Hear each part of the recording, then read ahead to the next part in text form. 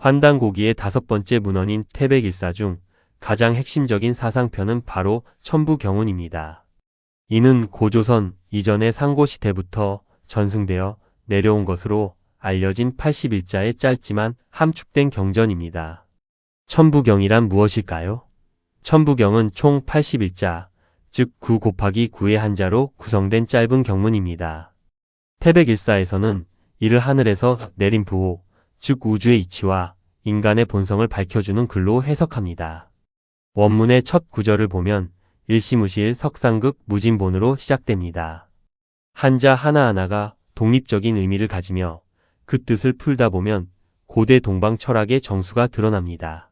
천부경의 구조와 상징을 구체적으로 살펴보면 총 6단계로 나누어 볼 수 있습니다. 제1단계인 일시무실 석상극 무진본은 우주의 시작과 근원으로 하나에서 셋으로 나뉘는 이치를 담고 있습니다. 제2단계인 천일을 지리 인일삼은 하늘과 땅, 인간이라는 천지인 삼재 구조를 나타냅니다. 제3단계인 일적십거, 무게와 삼천은 숫자의 원리와 우주의 순환 구조를 설명합니다. 제4단계인 삼일적 13도, 도생일은 도의 생성과 귀결을 다루며 제5단계인 일수무수 일명무명은 존재의 무상성과 영원성을 뜻합니다. 마지막 제6단계인 일부삼일 일회무종은 존재의 회합과 끝없는 순환을 의미합니다.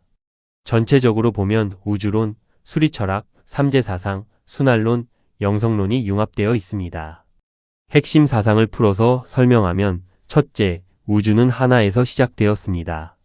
일시무시, 즉 하나로 시작하되 그 시작은 본래 없었다는 뜻입니다. 이는 고대 동방 철학에서 말하는 무국과 태일의 개념에 해당합니다. 무에서 유가 생겨난 것이 아니라 본래 유도 아니고 무도 아닌 근원적 하나가 있었다는 선언입니다. 둘째, 하늘과 땅, 인간은 서로 이어져 있습니다. 천일을 지리 인일삼, 즉 하늘은 하나, 땅은 둘, 사람은 셋이라는 표현은 단순한 수리적 개념이 아니라 우주와 자연, 인간이 분리되지 않고 연결되어 있다는 철학적 명제입니다.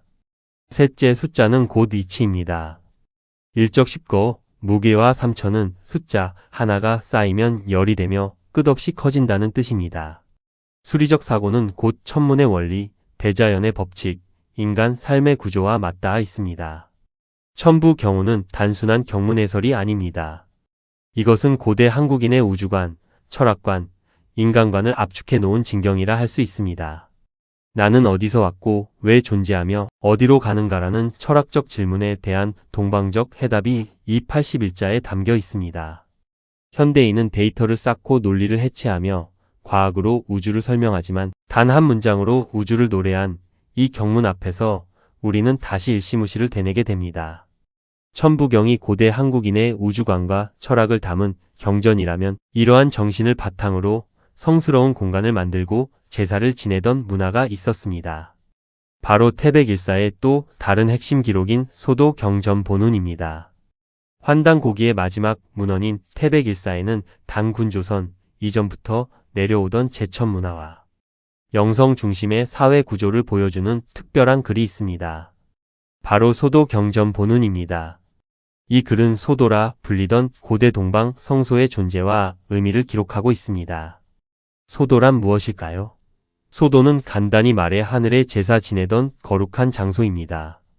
이는 단순한 제사장이 존재하는 제단이 아니라 국가적 의례와 정치적 정통성, 철학적 사유의 중심이 함께 어우러진 성역이자 공동체 중심지였습니다. 삼국사기에도 마한에는 소도라는 신성지역이 있어 정치와 종교가 분리되었다는 기록이 남아 있습니다.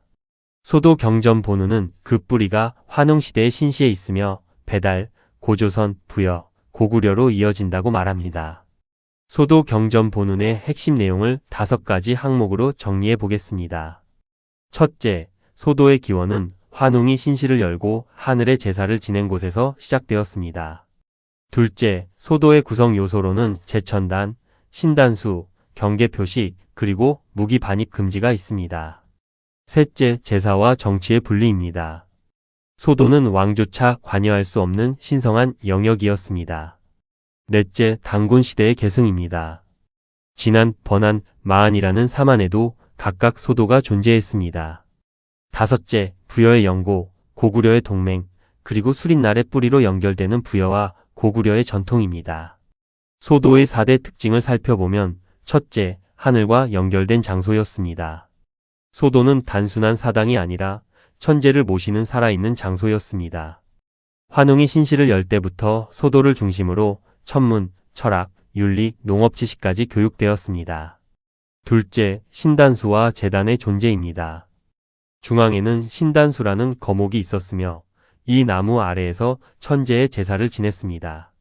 이는 후대의 단군이 개국하면서 단목 아래 나라를 세웠다는 전설로도 이어집니다.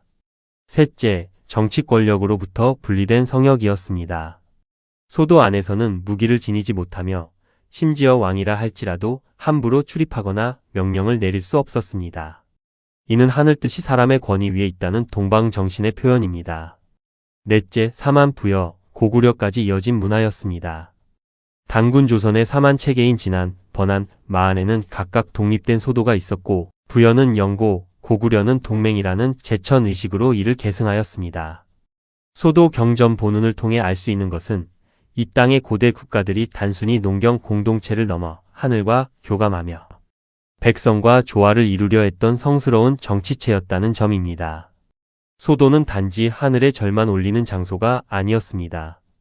그곳은 법보다 위에 있는 신성한 질서, 왕보다 높고 인간의 힘을 넘어선 하늘 뜻을 실천하던 공간이었습니다. 오늘날 민주주의 사회에서도 법 위에 도덕이라는 말을 씁니다. 그 개념이 이미 5000년 전 소도라는 공간 안에 구현되어 있었음을 알 수 있습니다.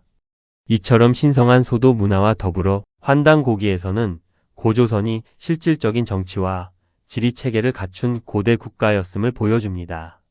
이를 구체적으로 기록한 문헌이 바로 사만관경본기입니다. 환단고기에서 고조선은 단순한 전설이나 종교적 기원이 아니라 실질적 정치지리 체계를 갖춘 고대 국가로 서술됩니다. 그 중심이 되는 문헌이 바로 사만관경본기입니다. 이 글은 단군 조선이 지녔던 사만의 행정 구조 그리고 각 지역의 중심지와 경계에 대해 구체적으로 기록하고 있습니다. 사만이란 고대 한국사에서 자주 등장하는 용어이지만 환단고기에서는 이를 단순한 부족 연합체로 보지 않습니다. 여기서 말하는 사만은 고조선의 행정구역 개념입니다. 사만관경본기는 각 한이 지녔던 행정 경계와 도읍 위치 그리고 고조선의 지리적 권역 구조를 지도 없이도 이해할 수 있게 해주는 중요한 기록입니다. 그렇다면 구관경 81소국 체제란 무엇일까요? 사만관경본기는 고조선이 정교한 행정체계를 갖추었다고 기록합니다.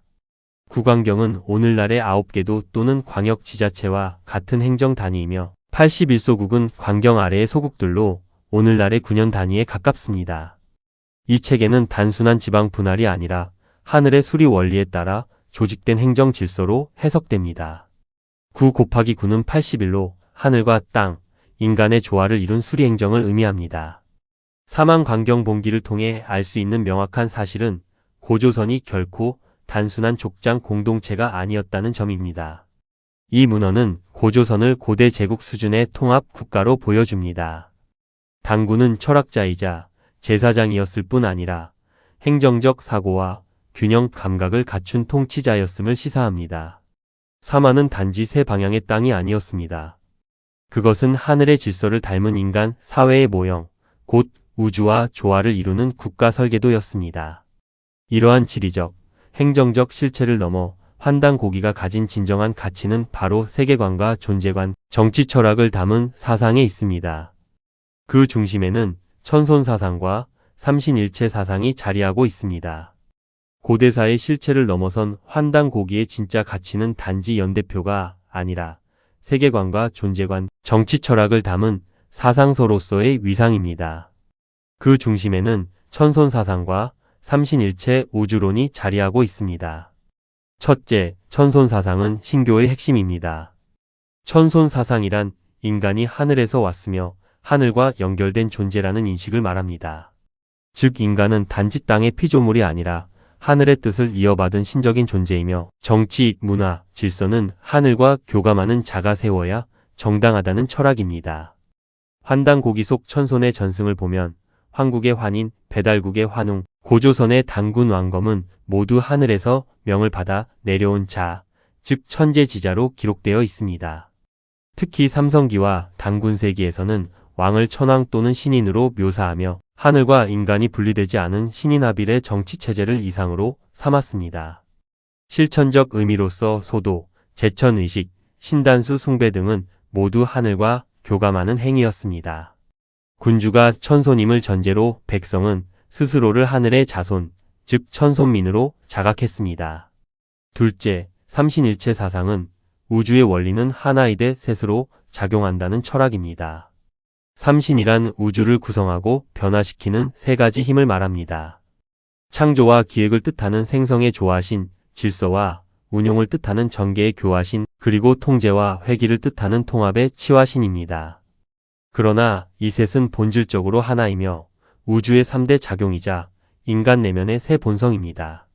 문헌에 나타난 삼신일체의 구조를 살펴보면 먼저 삼성기 상편에서는 삼신출화 어무영 이성만유, 즉 삼신이 무영의 상태에서 나와 만물을 낳는다고 설명합니다. 천부경에서는 일시무실 석상극을 통해 하나가 셋으로 나뉘는 이치를 말합니다. 또한 태백일사에서는 조화, 교화, 치화라는 삼신의 세 가지 작용이 인간 안에도 그대로 깃들어 있다고 밝히고 있습니다. 인간은 우주와 동일한 구조를 지닌 존재로 삼신의 세 작용을 내면에 갖고 있습니다. 이는 지, 인, 용으로 발현되어 조화는 창의로, 교화는 사랑으로, 치화는 결단으로 나타납니다. 이 천손 사상과 삼신일체 사상이 결합되어 환단고기는 고대 동방 사회를 하늘의 뜻을 아는 자가 백성을 다스리는 정신공동체, 우주의 질서를 사회에 구현하려는 철학정치 체제로 설명합니다. 따라서 단군은 단지 신화적 인물이 아니라 우주적 이치를 인간 사회에 구현한 철인 통치자였습니다. 천손이라는 개념은 단순한 신화적 상징이 아닙니다. 환단고기의 사상을 따라가다 보면 이것은 단지 옛사람들의 상상이 아니라 사람이 어디서 왔고 어떻게 살아야 하며 어디로 가야 하는가에 대한 철학적, 정치적, 영성적 답변임을 알 수 있습니다. 삼신일체 사상 역시 단순한 신비주의가 아니라 우주의 구조를 이해하고 그 이치대로 인간을 세우고자 했던 실천 철학이었습니다. 앞서 살펴본 천손 사상과 삼신일체 사상은 실제 고대 사회의 제도와 문화로 구현되었습니다. 그것이 바로 소도 문화와 제천의식입니다. 우리 고대 문화의 뿌리를 추적하면 필연적으로 만나게 되는 것이 소도와 제천의식입니다. 환단고기에서는 이 두 가지를 단순한 종교행위나 제례로 보지 않고 하늘과 소통하는 정치철학의 구현, 백성의 삶을 하늘의 질서에 맞추기 위한 공공체계로 다룹니다. 소도는 하늘의 제사 드리기 위해 마련된 성역입니다. 정치 권력과 종교 권력의 분리, 즉 왕은 다스리되 제사는 독립된 재관이 집행하였습니다. 이는 고대 동방에서는 흔치 않았던 재정 분리의 원형입니다. 환단고기 속 소도의 역할을 보면 삼성기에서는 환웅이 신시의 소도를 세우고 삼신상제에게 제사를 올렸다고 하며 단군세기에서는 단군 왕검이 수도 이외의 지방에도 소도를 설치했다고 기록합니다. 태백일사에서는 고조선과 부여, 고구려, 심지어 조선까지 소도 전통을 부분 계승했다고 전합니다. 소도의 구조와 운영 원리를 항목별로 나누어 정리해드리겠습니다. 위치는 자연과 가까운 숲이나 산 등 하늘과 연결된 곳에 자리 잡았습니다. 상징물로는 신단수, 제천단, 천부인 등이 있었습니다.